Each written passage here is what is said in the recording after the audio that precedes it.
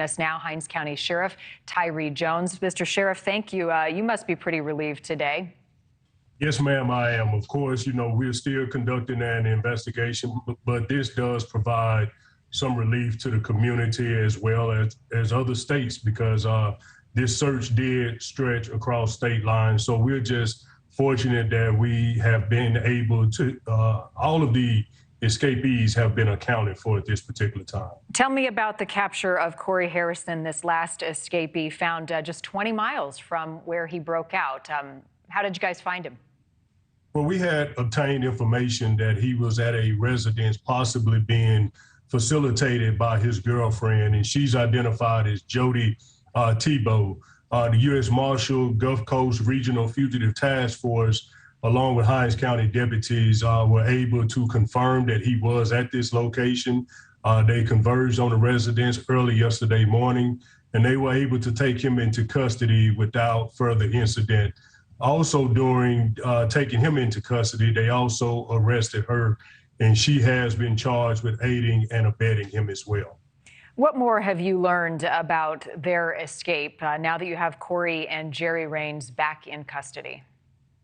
Well, we have learned that the two stolen pickup trucks that we believe to be connected to the escape from a nearby area around the jail has been confirmed. These individuals are responsible for taking those vehicles. We also learned that Casey Grayson and Corey Harrison did travel to New Orleans together after the escape. We also learned that Corey Harrison's girlfriend, Jody Tebow, did traveled to New Orleans, and she helped facilitate him back to the central Mississippi area as well.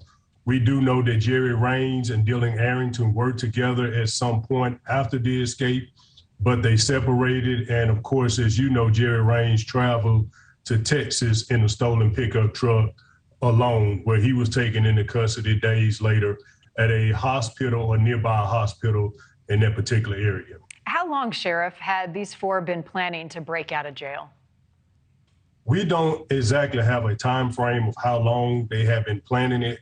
But again, we do know that they did act in concert and collectively together to plan the escape to get out of the facility. We just don't know exactly how long they have been planning it at this particular point. You have been open about lapses in the security at that prison, and there's been a lot of criticism about the fact that they were able to get out. What more can you share about who else may have helped them, and have you ruled out anybody on the inside? No, we have not ruled that out. Again, we're still conducting the administrative investigation as well as the criminal investigation as well. So we have not ruled that out. If we find that someone did help facilitate them from the inside, they will be held accountable both criminally and administratively as well. We are also reviewing our policies and procedures to see if there were any policies and procedures that were violated that could have helped facilitate this particular escape as well. So we're just thankful that all of them have been accounted for at this particular time. But of course, the investigation is still ongoing. We have put more security measurements and administrative measurements in place to be able to prevent this from happening again. Are you facing a staffing issue at your prison?